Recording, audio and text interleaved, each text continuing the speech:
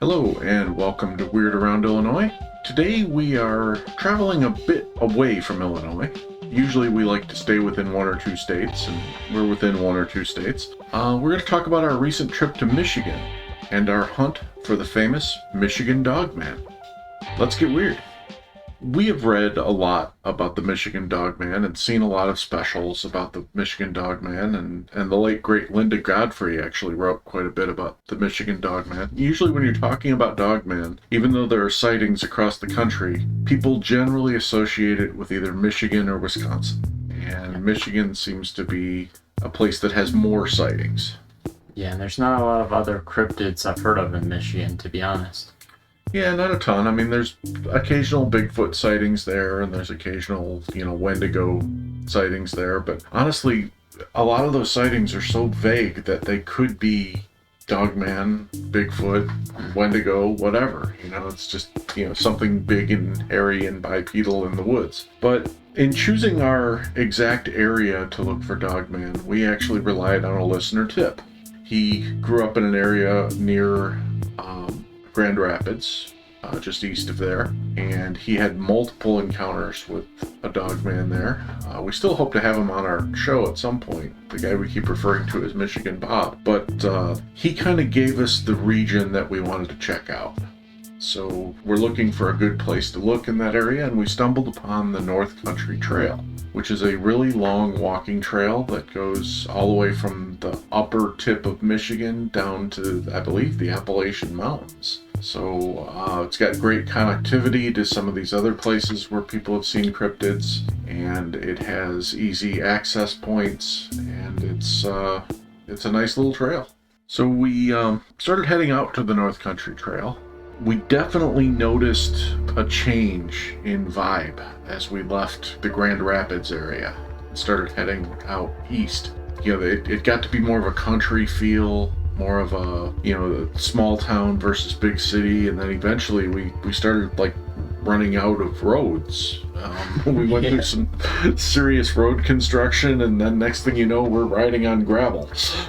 Yeah, I could see why that trail was connected to the Appalachian Mountains, because it's literally right at that part of the town. Yeah, it kind of had a similar feel to when we were going through the Appalachians in Ohio. And suddenly we found ourselves on this network of dirt roads. Yeah, the roads in neighborhoods around there weren't great. They were all kind of run down a lot. Yeah, there were a lot of washouts. I think there'd been some rain recently, so even the dirt roads had these weird ruts in them. It was an interesting little drive.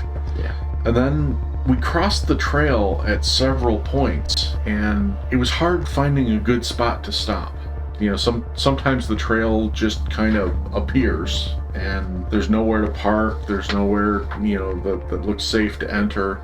So we had a lot of kind of false starts where we're like, oh, we found the trail. Let's not go in here. Yeah. And then eventually I found on Google Maps what looked like could be a parking lot. Right. And I decided, all right, let's just go there. And it was kind of like when we found that cemetery at Holy Hill. I kind of just stared at the map until I found exactly where we had to turn. Yeah. And it was a perfect spot. Plenty of room for a parking space. And that's why you're our navigator. But yeah, and then we pull into what we think is just a random parking space kind of, close to the woods, and we realize it's actually an entry to the North Country Trail. Yeah, it was perfect. And the trail itself, we got there well after dark, and it was, dark and overgrown and scary. I'm going to go old school on you, but I felt kind of like Luke Skywalker walking into the cave of darkness in Empire Strikes Back. The only difference is I didn't have a lightsaber with me. Overall, it was really good weather. The skies were pretty clear. Mm-hmm. There were no mosquitoes. I was expecting a lot on that trip overall. Yeah, I had pretty high expectations for Michigan when it came to mosquitoes, but it did not deliver. Yeah, finding Bigfoot, the crew on there complained about Michigan more than they complained about any other state when it came to mosquitoes, I think. Yeah. And we were loaded. We had mosquito swatters, and we had the weird canister device that I had that was supposed to chase away mosquitoes. I, to this day, don't know if that really worked. But, Yeah. If it did, it worked really well, because I think I only saw like 2 mosquitoes the whole trip. Yeah. I don't know if it was our technology that scared them away, or if it was just that there were no mosquitoes. I don't know. Even aside from that trip, though, in Michigan, I really didn't see many mosquitoes. Yeah, that's a good point. We did spend some time in some other places and never really saw them either. Yeah. Well, Michigan's got that going for it. Yeah. So we get to the trail and we hiked a short distance down the trail, right? I mean, Yeah, really, really short. I was actually hoping to go a little bit deeper since it was such a big trail, but we ended up just going a little bit, and then we kind of just stopped there and waited for something to happen. yeah, there were a couple reasons for that. I mean, number one, the place where we parked, it didn't feel 100% safe to me. Yeah. And I was a little worried about coming back to find out that we didn't have a car. And the other thing was that it was just so dark. I mean, when we had our lights on and everything, we could kind of see the trail, but the minute we turned those lights off, it was just black. Yeah, that's true. Luckily, I didn't even have a flashlight with me. Short story here. We recently purchased some good quality lights. You know, the stuff that you put on your head, like around your head, and it lights up everything around you as you look.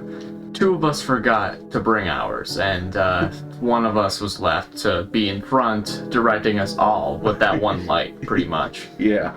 So, yeah, we went into that trail with a little lack of brightness, a little lack of light. All I was left was the light from my camera, the night vision camera. Mm-hmm. That one kind of helped a little, but... And I gave you my my red LED light at one point, right? Yeah, that's when we were already stopped. Yeah. But overall, with just one light, I could see ahead of me. Mm-hmm. Enough. I guess in a way, I'm glad we didn't go too far, but also I feel like we were kind of wimps compared to the Finding Bigfoot theme and whatnot. Yeah. Yeah, I definitely agree. We've done better hikes than this. And I think the original plan was we were going to get there around dusk, and we were going to hike deep in the woods and then set up as things got dark. And it just took us so long to find a good entry point for the trail that we were well into the night by the time we got out there. So there's just a lot that can go wrong when you're hiking in unfamiliar territory in the dark. Yeah, and the spot was a good place to stop, though, because it was an uphill and downhill kind of spot. To our right, there was a high uphill that Dogman could have easily jumped on us and killed us all, but no, it was a good view. We could see through the woods a little bit clearer, and to the left, it was just more woods going down. Yeah. And the plan was, we set up there, and we kind of... it was funny, we didn't really have a plan in this regard, but it just worked out that we were all facing different directions at all times. Yeah. It was amazing the way we kind of fell into that pattern, so that there was always somebody watching every direction. Yeah, I was actually trying to do that. I was going the opposite direction you were. Oh, good. You had the thermal night vision, so... Mm-hmm. And speaking of the thermal and the night vision, that was probably the only anomalies that we saw there was with the thermal. And it happened, we were out there for a little while and nothing much was happening. I did one of our tricks. I pulled out the frequency generator on my phone and I started sending out that 192 hertz tone that supposedly opens portals or creates paranormal phenomenon or whatever.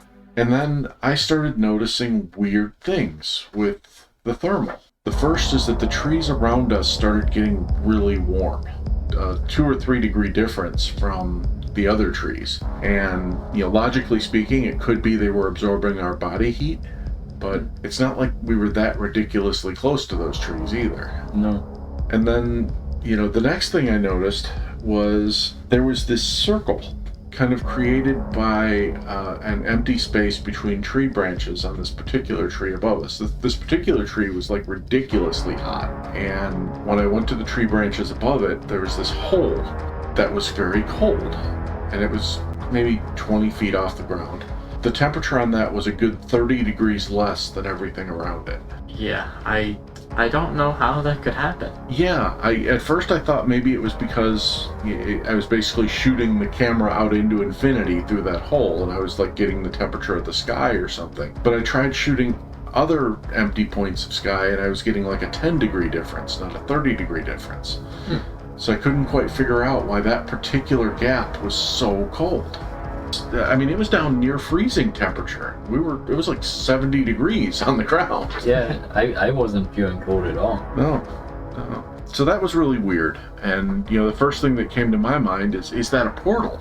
Is that gap way up in the tree actually a portal? Which, of course, had my mind rolling in 1,000 different directions, because I'm thinking, oh, wait a minute, Michigan Bob said that the dogmen that he saw were actually tree-hopping dogmen. And that would make sense, because if they're going from tree to tree and the portal is up high, no human is ever going to find that portal, but the dogmen could be using it. When you mentioned that, I started looking up in the trees a lot more. Yeah. Another thing I thought about eventually is that those cold spots could be like something, maybe the tree was haunted or something. Yeah, definitely. Cold spots is often a way to tell if something's haunted. And that was a creepy looking tree. Yeah. That was the one that, it was a dead tree and it had all these like termite holes in it and stuff. And it was, if a tree was going to be haunted, that was the one. Yeah. So that phenomenon stayed with us pretty much the whole time I had the frequency generator running. And then when I turned it off, temperature started creeping back towards normal. But we did some other things. We tried our usual array of wood knocks and howls, hoping to either attract a Bigfoot or a dogman. Didn't really get much from those. I think I heard like some smaller creatures scurrying around a little bit after the howl, but that was about it. Yeah. There were bug noises and all that around us, right? Yeah, there were. I never noticed like an absence of them or anything. Alright. Well, before and after this, we have to mention this restaurant that we went to twice. Basically a burger place called Bigfoot Burger. And this was in the town of Grand Rapids, Yeah. or the city of Grand Rapids, but we figured while we were in the region, we were going to go to a place with Bigfoot in the name. Yeah. There's not a lot of places called Bigfoot Burger, to be honest. I mean, this is a rare occurrence to us, so we had to try it. When we first came into this place, we looked at the menu and didn't think high of it. We thought it was just going to be some average tasting place, but, for the meme of it, I guess, or for the joke of it, it would be fun to go there. Yeah, and mentioning the menu, I mean, I thought the place looked a little pricey on the menu when I first saw it. I was like, $16 for a burger? It's not ridiculous, but it better be a good burger. But it turned out, they actually give fries with the burger too, so that's not a horrible price at all. Yeah, the interior of it was a very nice place. Anyway, let's get to the food. The food, when we tasted it was incredible.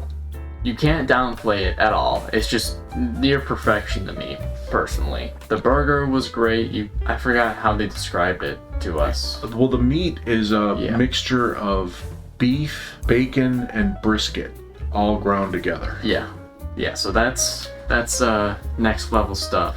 Yeah. Quote you, actually. yeah, that was next level. I was just going to say, your burgers. I mean, everywhere we go, you have a burger of some sort, and you were in awe when you ate this burger. It was full of flavor. That was great. Now let's go with the fries. The fries were the best fries I think I've ever had in my life. Plenty of salt on that. One thing that I want from every place is for there to be plenty of flaky salt. It was high quality stuff. And the fries were crispy, well cut, I guess. Yeah. And there was a bit of a seasoned fry tasting to them. I mean, they weren't really seasoned fries, but they weren't just like bland potatoes either. Yeah. No, I mean it's the flaky salt that made it special to me. Yeah. I will say, again, I was kind of balking at the prices when we got there, but after I finished, I thought they were undercharging, because those were half-pound burgers with a big tray of fries. Yeah. And every part of that tray was delicious. I almost ate the tray. It was good, and it was so on theme too, because they had like a big topiary Bigfoot sitting on a chair outside, and they had all these Bigfoot silhouettes all over the restaurant. It was it was a great experience and incredible food. I mean, we never eat at the same place twice when we're on a mission. And Yeah. for us to hit it twice in the same week, that was something. Yeah. Yeah, some of the menu things were like this, the squashin' burger, something like that, the scorchin' burger, and the cheeseburger. Mm-hmm. Most of us the first time got the cheeseburger because we were too scared to try other things. Yeah. Well, I wasn't necessarily scared, but that was just the normal burger, so I was like, Yeah. all right, let's just get that. Sorry, Yeah. I'm just referring to myself at that point. Yeah, you're usually the more adventurous one. I'm more of a normal burger kind of guy too. The cheeseburger was right up my alley, just a burger and cheese. And Yeah. there was extra stuff that you guys got on it too, but I literally just went with a burger and cheese. But then the second time, that's where I got comfortable and got the scorchin' burger. The Scorch and Squatch. Scorchin' Swatch. Yeah. I'm sorry. So basically this is a burger with hot Cheetos in it, which is why I was a little bit hesitant the first time to get it, because hot Cheetos in a burger, it just seemed kind of weird to me, Yeah. but it was good. Very good. I think I had the mushroom. It was called the Shroom and Swiss burger. It was like mushroom and Swiss cheese the second time, and it was really good too. I mean, I think I preferred the cheeseburger, but both were excellent burgers. Yeah. Yeah. And before we left that place for good, I bought a hat from him. That'll be on screen. It's a pretty good quality hat, but very expensive. I'd say it was worth it. I mean, I'm gonna have to remember that place forever. Yeah. I think that was the first time we went there, right? Yeah, That was- first time we went there. Yeah. I actually saw on their website, like, probably weeks, maybe months before, that they had merchandise. And I was like, oh, I gotta get it just for the joke. And Yeah. it's a really good hat. Yeah, I was tempted to get a hat or a T-shirt myself after the first burger. I wanted to advertise this place all over the world. We truly hope that they expand to Illinois. And start franchising a bit. Yeah. Yeah, apparently they started as a food truck business for a few years, and then they finally opened a location in Grand Rapids, and it looked like they were doing well, especially that second time we were there. That place was hopping. Yeah. I had a brief conversation with one of the people who worked there, and I was asking, how they got the name, do they believe in Bigfoot? It turns out the owner kind of had a similar background to me, where he just kind of grew up watching all these shows about, Bigfoot. I presume the same ones I watched, like In Search of or Monster Quest or things like that. He just felt like, Bigfoot was such a big part of his childhood that when he had to have a name for a restaurant that served really big burgers, Bigfoot made sense. Yeah. There's also one more thing I wanted to talk about, and it's a little UFO encounter we had, possibly UFO. Oh yeah, that's right. That was later that night, after the Dogman hunt. That was closer to Grand Rapids. We were like on our way back, and we pulled into a parking lot, and just for the heck of it, just kind of started looking skyward, thinking, well, there's not as much light pollution here as there is in Chicago, so maybe we'll get a decent look at the sky.